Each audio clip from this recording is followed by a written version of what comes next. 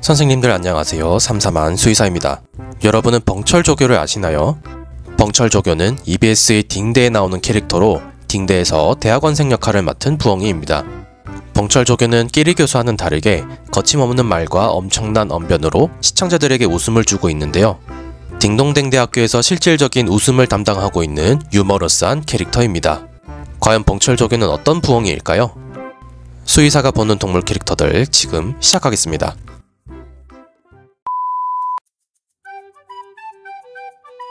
벙철조교는 머리에 뾰족한 깃을 가졌고 흰 털을 가졌습니다.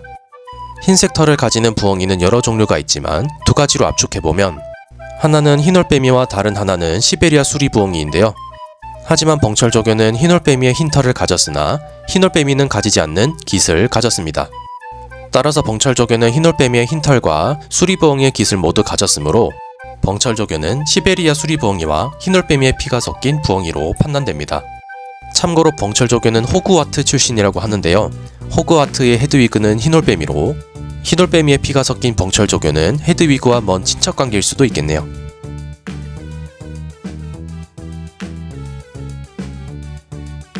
벙철조교는 스스로 K부엉이로 뿌리가 마치 한국인 것처럼 소개하면서 한국에서 태어나고 자란 것으로 말했습니다. 그러나 이것은 사실이 아닐 가능성이 굉장히 높습니다. 벙철조교로 판단되는 시베리아 수리부엉이와 흰올빼미는 둘 다 매우 추운 지방에서 사는 부엉이로 시베리아 수리부엉이는 시베리아 지방에, 흰올빼미는 추운 북미나 시베리아에 서식하는데요. 한국에서 이러한 부엉이들을 발견했다면 분명 길을 잃었을 것이라고 봐도 무방할 정도로 한국에서는 자생하지 않습니다. 혹여나 벙철조교가 한국에서 태어났다고 하더라도 뿌리는 러시아나 미국, 캐나다일 가능성이 높으며 벙철조교는 한국에서 잘 지내기 위해 고향을 속였을지도 모르겠네요.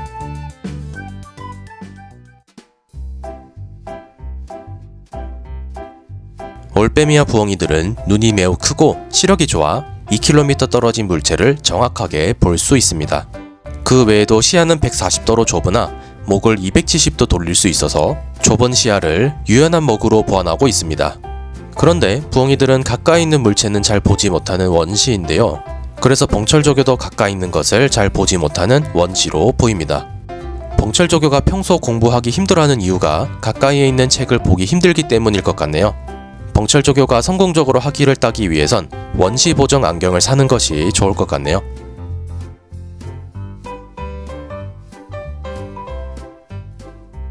초식동물인 끼리교수와는 달리 부엉이인 벙철조교는 완전한 육식동물입니다.